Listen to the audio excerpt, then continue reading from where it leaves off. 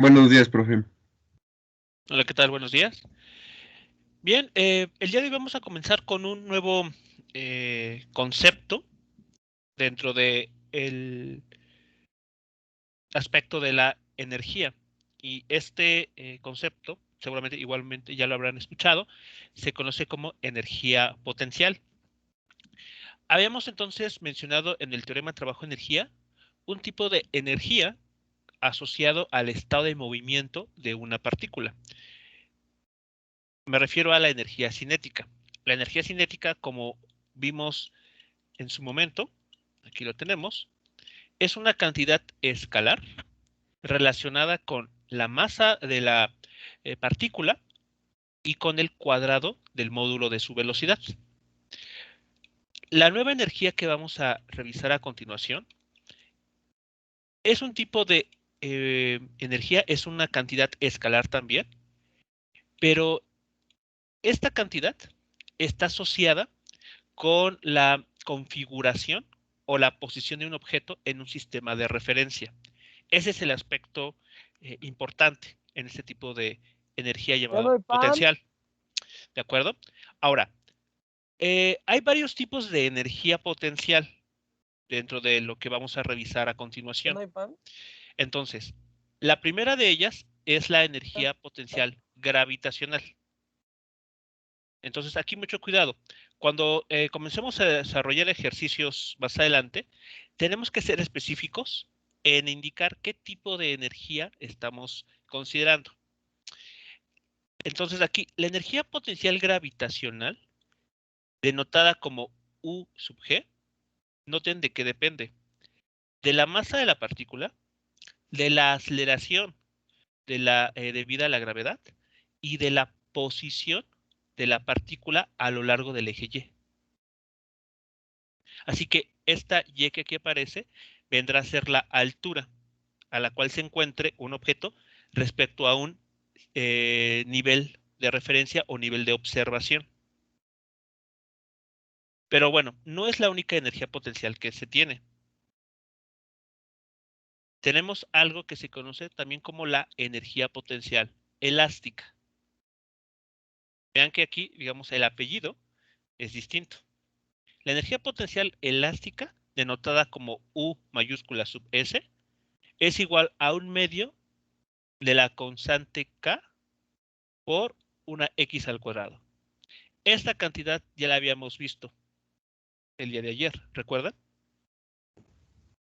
Sí, habíamos visto que es el trabajo generado por el cambio de dirección, no, sí, el cambio de posición de un resorte, ¿no? Que el resorte aplicaba una fuerza contraria a ese cambio de la posición. Así es, este término llamado energía potencial elástica está relacionado con un resorte. De hecho, si notamos aquí, tenemos el mismo factor, un medio de la constante del resorte por una K aquí subíndice 1 elevado al cuadrado, menos igualmente un medio por la constante de resorte por un X2 elevado al cuadrado. Entonces aquí prácticamente tenemos una energía potencial elástica con subíndice 1. Si lo notan, subíndice 1 menos una energía potencial elástica subíndice 2. ¿Sí estamos de acuerdo? Sí, sería ya del resultado de multiplicar ese coeficiente dividido entre un medio por las X, ¿no? Exactamente. Sí, si desarrollamos y distribuimos este factor un medio de K en cada uno de los términos aquí, lo que estamos recuperando es una energía potencial elástica subíndice 1 menos una energía potencial elástica subíndice 2. Es decir, el trabajo mecánico estaría relacionado también con un cambio, pero en la energía potencial elástica.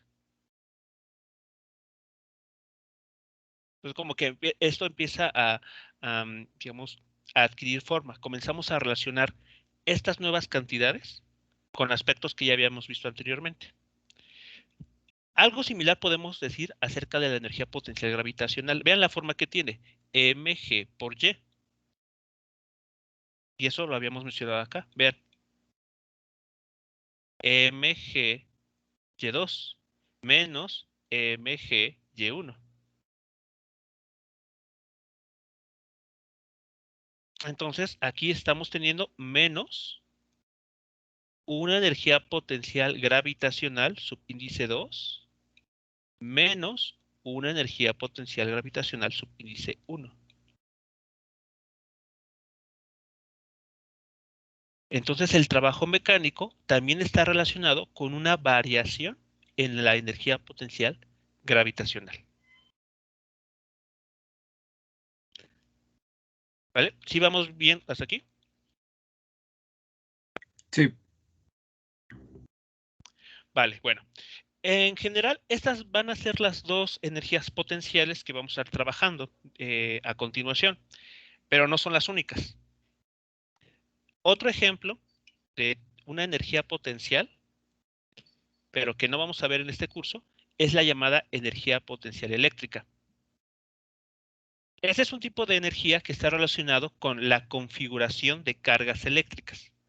Cuando dos cargas eléctricas, ya sea que tengan signos iguales o signos distintos, se colocan a una cierta distancia, entre ellas se establece una, una cantidad escalar llamada energía potencial. Esa energía potencial es la responsable, como veremos más adelante, de que esas partículas se pongan en movimiento, al igual que lo hace la energía potencial gravitacional o la energía potencial elástica. Ustedes tal vez lo llegarán a leer en la literatura, si llegan a investigar acerca de la energía potencial, que dicen algo como, la energía potencial es la energía almacenada por un sistema y es la que permite realizar un trabajo mecánico, o algo así menciona. Hay un problema con esa forma de describir la energía potencial porque surge la pregunta de, bueno, ¿dónde se almacena? Como pareciera que una partícula tuviese una bolsa o un bolsillo donde almacena esta cantidad escalar. Y no es tan simple como decir que se almacena. Es más bien, dependiendo de cómo sea la configuración de este sistema, es decir, su posición, por ejemplo, respecto a un nivel de observación o la deformación en un resorte o la distancia que separa dos cargas eléctricas, esa situación puede desencadenar un movimiento. Esa es al final del día la idea. Esa configuración, el cómo estén acomodados u ordenados estas partículas o cargas eléctricas en el espacio podrían generar un estado de movimiento. ahora, ahora que recuerdo, creo que eso lo vi con capacitores. ¿Ok? ¿De qué manera? ¿Cómo? Sí, bueno, previo a calcular la capacitancia, pues Ajá, veía problemas de que había que pasar una partícula cargada, ya sea positiva o negativamente, con cierta carga de una placa a otra. Entonces sí, se veía cuál era la energía necesaria para poder pasar la partícula de una placa a otra. exacto, sí. Esa energía estaría relacionada con un trabajo mecánico que uno tiene que proveer al sistema para que este, pueda llevarse la carga de un lugar a otro. De hecho, aquí como un dato adicional, si nosotros tomamos esa energía potencial eléctrica y la dividimos sobre la carga, la Q minúscula, a ustedes les va a quedar algo de como Q entre R. Y a eso se le conoce como voltaje. Eso está relacionado con lo que ustedes en su siguiente curso, el electricidad y magnetismo, conocerán como la diferencia de potencial. Entonces, entender bien esto, lo que es la energía potencial, va a servirles para los siguientes cursos. Entonces, aquí, como se menciona, en general, una energía potencial, no importa si es gravitacional, si es elástica, eléctrica o de algún otro tipo, es una cantidad escalar que está asociada con fuerzas y que va a depender esto de la posición o, siendo más correctos, de la configuración del sistema con su entorno. Por ejemplo, si tenemos aquí nuestro suelo, ¿no? El eje X y aquí el eje Y.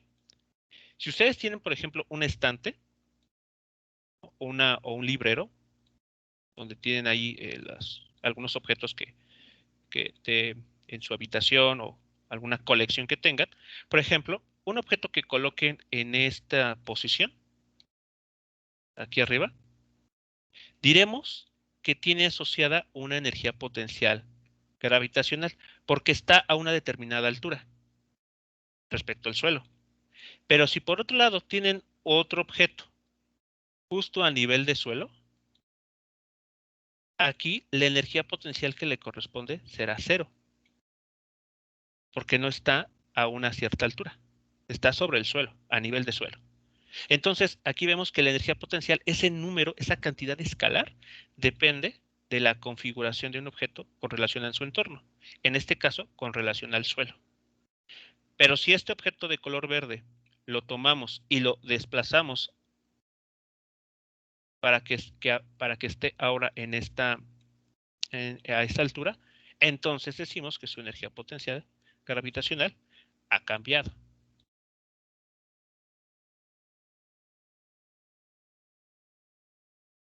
¿Sí queda claro entonces a qué nos referimos con esto de que depende de la configuración? Sí, ¿no? La altura debe ser mayor a, bueno, el Y debe ser mayor a cero para que pudiera existir energía potencial, ¿no? Gravitacional. Sí, energía potencial gravitacional. Gravitacional. Entonces, bueno, recuerden aquí, tenemos varios tipos. De hecho, vamos a trabajar solamente con dos: la energía potencial gravitacional y la energía potencial elástica.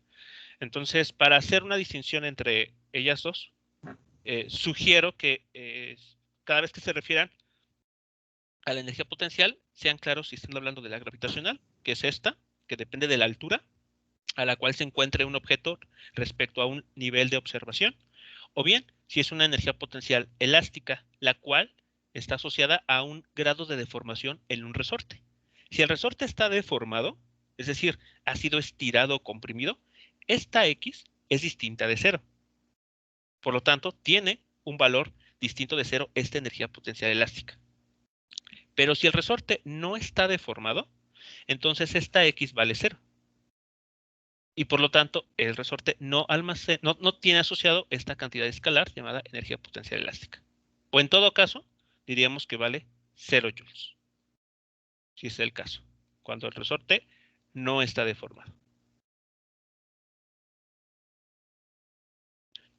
¿Hasta aquí alguna pregunta o comentario antes de seguir avanzando? No, no, parte no, profe. ¿Ok?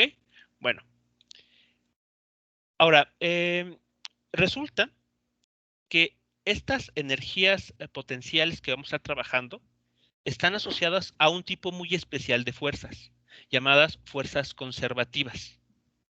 No toda fuerza, no toda interacción que hemos visto desde la segunda ley de Newton son, digamos, tienen la categoría de ser fuerzas conservativas.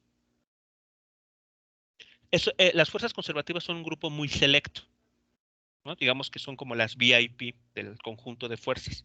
Entonces, ¿cuáles son los requisitos que necesitan cumplir las fuerzas para entrar a este grupo?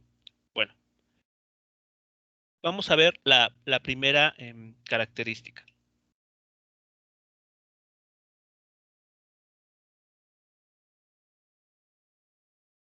El primer requisito para que una fuerza reciba el adjetivo de fuerza conservativa es que el trabajo mecánico efectuado por una fuerza de este tipo sobre un cierto objeto, sobre una partícula, solo va a depender de la posición final e inicial del objeto, no de la trayectoria que se siga para mover a ese objeto de la posición A a la posición B.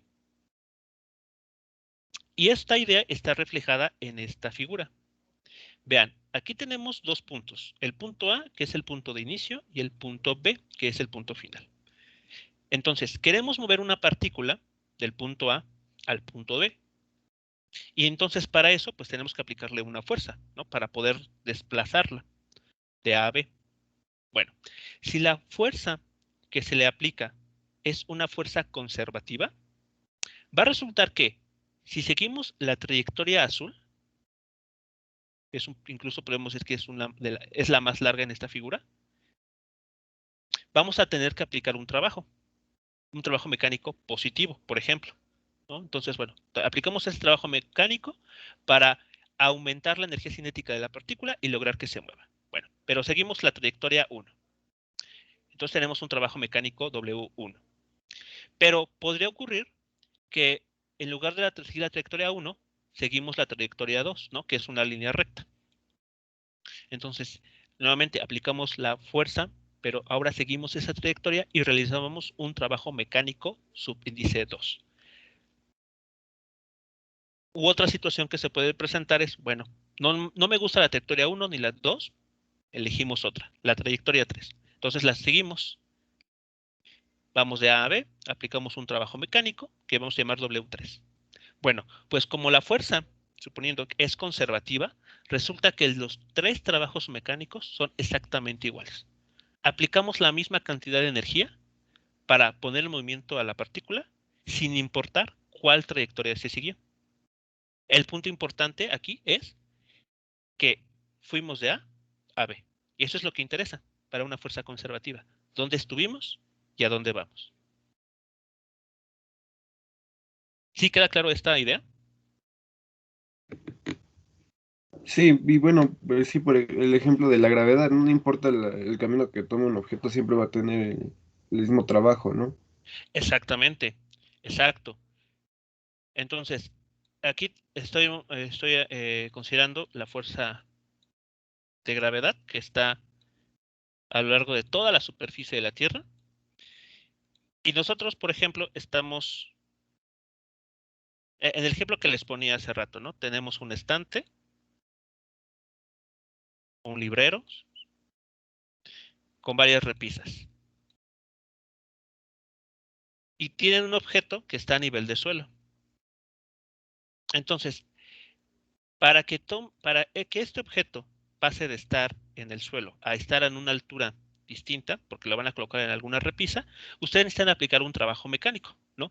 Proveer a este objeto de una energía para que, pues, sea posible moverlo y ubicarlo en alguna otra posición. Bueno, resulta que la fuerza de gravedad es una fuerza conservativa. No importa si ustedes toman el objeto y lo mueven así, por ejemplo, lo toman verticalmente, ¿sí? Y después lo ponen en la repisa. Vean la trayectoria que se está siguiendo. Primero, movimiento hacia arriba, después movimiento hacia la repisa. No importa si hacen así, o bien toman el objeto y lo llevan de forma diagonal a la repisa. Son dos trayectorias distintas que inician y terminan en los mismos puntos. Pero como la fuerza de gravedad es una fuerza conservativa, el trabajo mecánico que ustedes emplean para lograr este desplazamiento en ese objeto es indistinto de cuál trayectoria hayan seguido. O incluso podrían hacer una trayectoria más elaborada, por ejemplo así,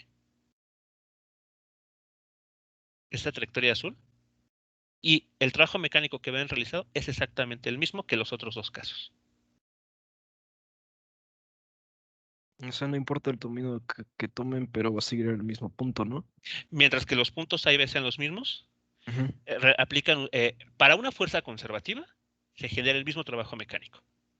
Pues incluso tiene lógica vectorialmente, ¿no? Porque pues aquí como tal lo que no importaría es la distancia recorrida, sino el desplazamiento, ¿no?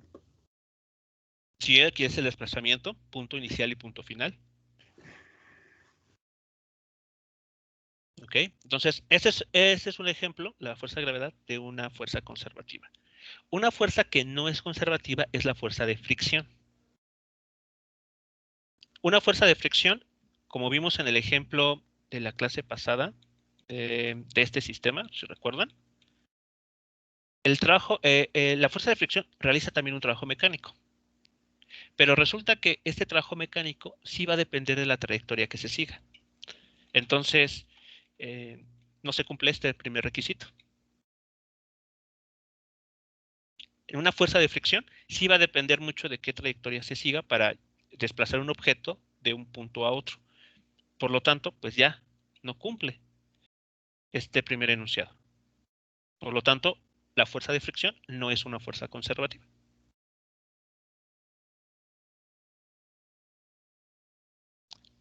¿Preguntas, comentarios, observaciones con esta primera parte? No, profesor. No, por fin. Ok, vale. Bien. Entonces, ese es el primer requisito. Pero tenemos otro que es equivalente.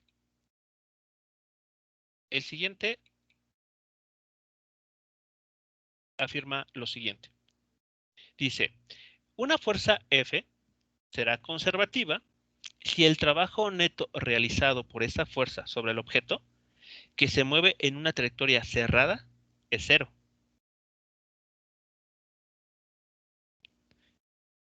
¿Eso qué quiere decir?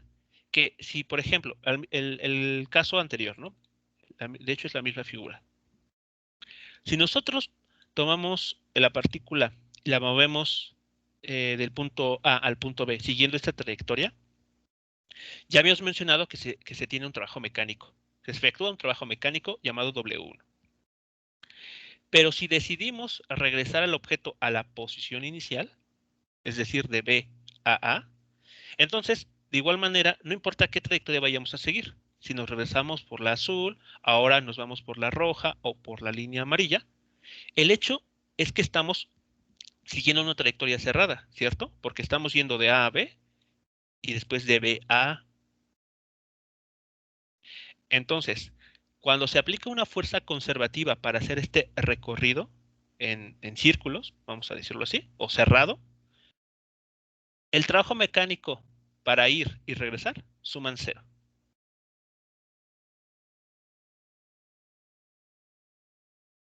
Eso es lo que cumple una fuerza conservativa. Que el trabajo mecánico efectuado para mover ese objeto en una trayectoria cerrada es cero siempre, 0 joules. Es como si tomáramos el objeto que ya habíamos colocado en una cierta altura en el estante y lo regresáramos al suelo. Estamos ahí completando una trayectoria cerrada, porque lo movimos del suelo al estante y del estante al suelo. Si calculamos el trabajo mecánico que se efectuó para primero subirlo y después bajarlo, ese trabajo mecánico es cero.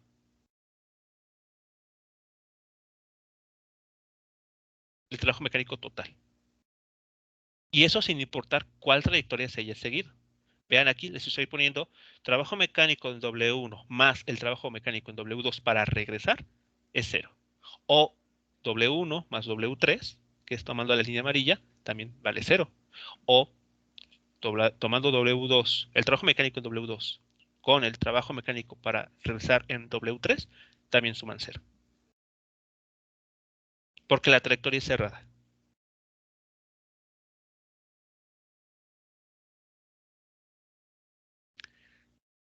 ¿Sí? ¿Es clara esta idea? Sí,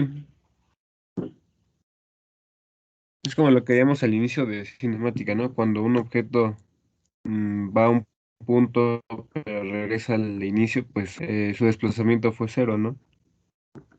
Ok, sí. Y pues Ese aquí es se le estaría agregando lo de la fuerza, ¿no? claro.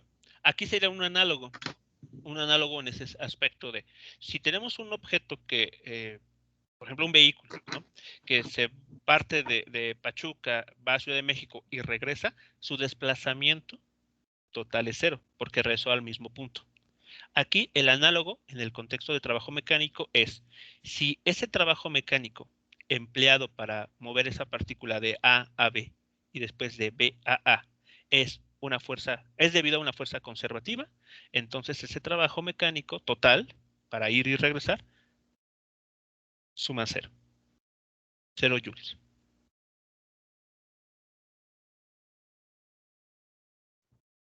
Es como si dijeran que nada más están dando vueltas, ¿no? Ajá, sí. Pero energéticamente no estamos, digamos que invirtiendo energía, si lo notan, que es lo que está sucediendo. La energía que utilizamos para llevarlo, digamos que la recuperamos para traerlo de regreso.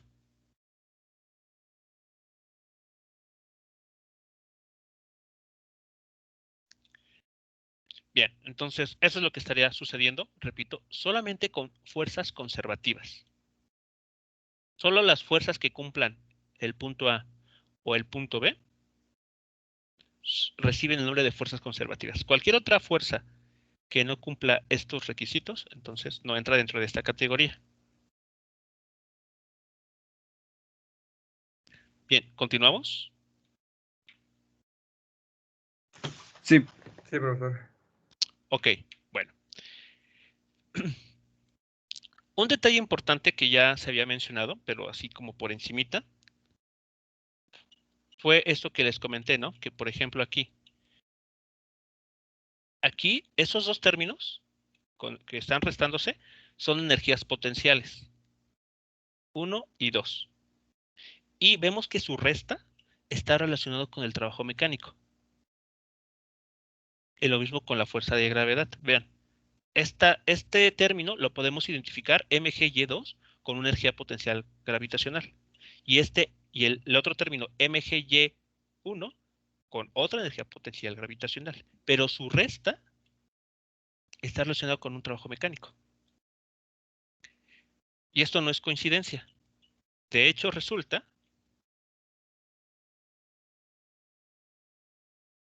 en lo siguiente. Los cambios que se encuentran en una energía potencial, ya sea gravitacional, elástica, eléctrica o de algún otro tipo, se relacionan con el trabajo mecánico a través de esta relación, siempre y cuando la fuerza eh, asociada a ese trabajo mecánico es una fuerza conservativa. Vean, la variación en la energía potencial es igual a menos el trabajo mecánico. Pero esta relación se cumple solamente si la fuerza que genera este trabajo mecánico es una fuerza conservativa. Es decir, cumple algunos de los requisitos que se comentaron hace unos instantes.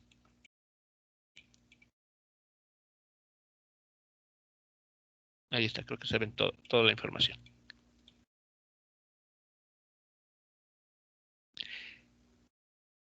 Si el trabajo mecánico no es debido a una fuerza conservativa, entonces esta relación no se va a cumplir. Esto va a ser falso. No se va a tener esta igualdad.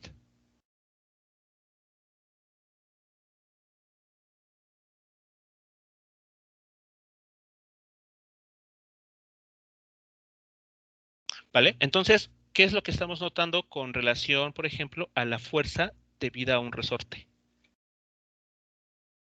Vean, este trabajo mecánico sí se puede expresar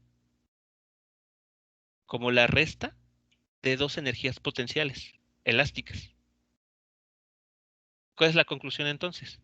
Que la fuerza debido a un resorte es una fuerza conservativa.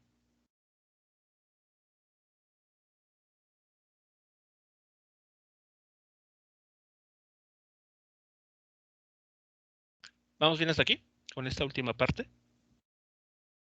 Sí, y tiene que ver que la energía de entrada es la misma que la de salida, o eso es para lo de movimiento, bueno, para lo de energía mecánica. No, de hecho, eso es justamente la base de la llamada conservación de energía mecánica. Que pues sí, se puede decir burdamente como que la energía que entra es la misma que sale.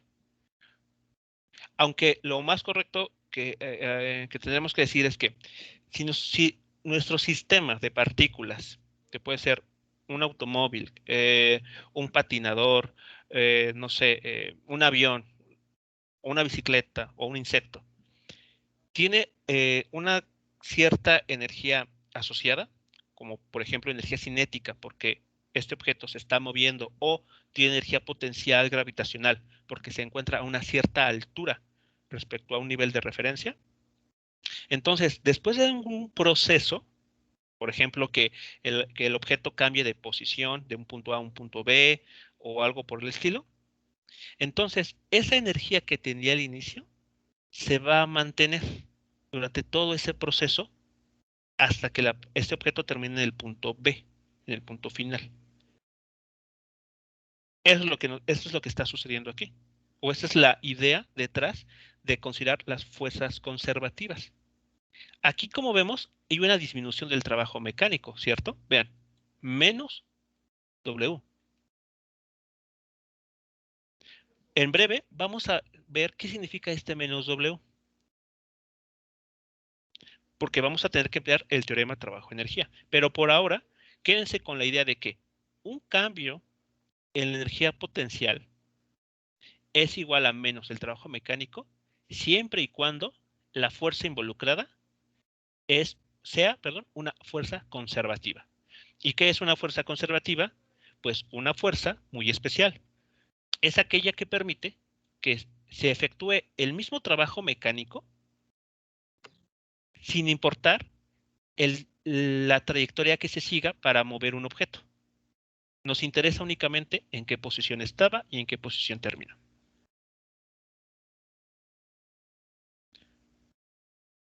¿Sí vamos bien entonces? Sí, sí, profe. ¿Ok? Vale, bueno. Entonces, antes de pasar a lo que llamaremos la conservación desde la energía mecánica, vamos a ver primero un ejemplo de cómo analizar esto que tenemos aquí, esta idea. Bueno, y para ello, vamos a considerar la siguiente situación.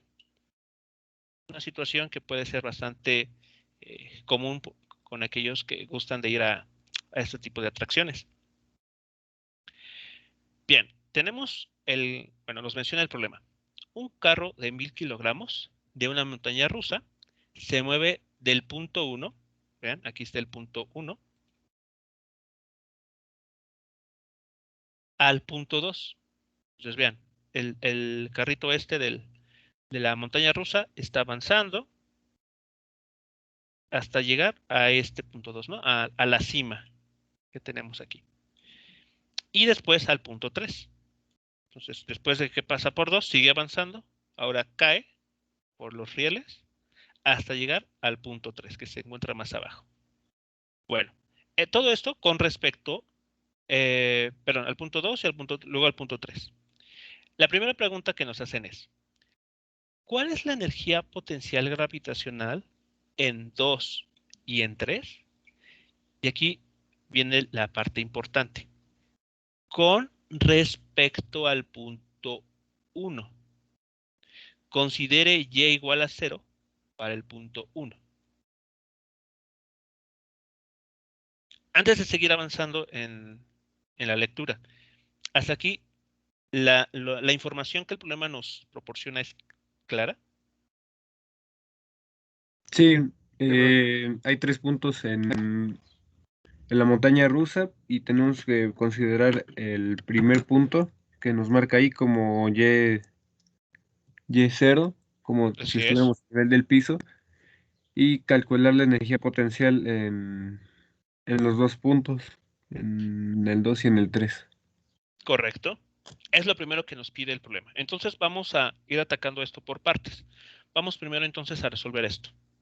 Nos dice entonces que para el inciso A consideremos que Y es igual a 0. O sea, nuestro punto de observación, nosotros como observadores, nos vamos a colocar imaginariamente dentro de ese carrito y a partir de esa posición vamos a medir la energía potencial que tendrá el carrito cuando llegue al punto 2 o cuando llegue al punto 3. ¿Vale? Y aquí les están dando información de las distancias que separan a estos puntos. Bueno, entonces, ¿cómo iniciamos esto? Aquí cabría ser un diagrama de cuerpo libre o no es el caso. No es necesario. No, Mm, se podría hacer, sí, pero como tal no es necesario. ¿Por qué? Porque no estamos calculando tal cual un trabajo mecánico. De hecho, nos están pidiendo simplemente decir cuál es la energía potencial gravitacional. Y recordemos, la energía potencial gravitacional es esto: la masa del objeto por la aceleración de la gravedad por la altura respecto a un punto de observación. pues, pues ya nos da el dato, no sé, bueno, analíticamente podremos comenzar poniendo que el punto uno tiene Y1 como posición inicial y el punto 2 es Y2. Entonces nos dice su masa, entonces multiplicaremos mg por esa diferencia de alturas, ¿no? Entonces tendríamos mg por y2 menos y1 y pues sustituyendo tendríamos la masa por la gravedad, por 10 menos 0, nos pide el problema que tomemos como 0 al punto uno y al final nos queda eso, ¿no? mg por 10 Ok, para el punto 2, ¿no? a ver, la energía potencial es U mayúscula sub G igual a mg por Y.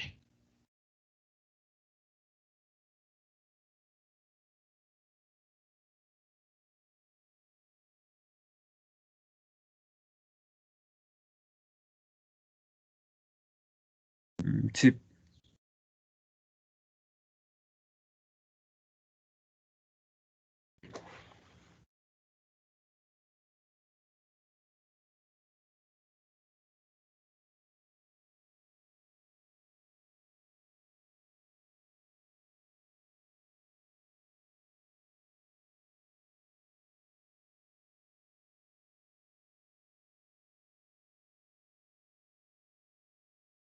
Profe, sigue ahí. No, yo tampoco lo escucho, bandita. No, Preocupé porque dije, ay, no, si está no esperando a termina de que le Sí, copiar. conteste. es lo que vi. Dije, ay, Pero está no, esperando a que le digamos. pues que Ujú. luego tiene problemas con su internet. A veces. Ah.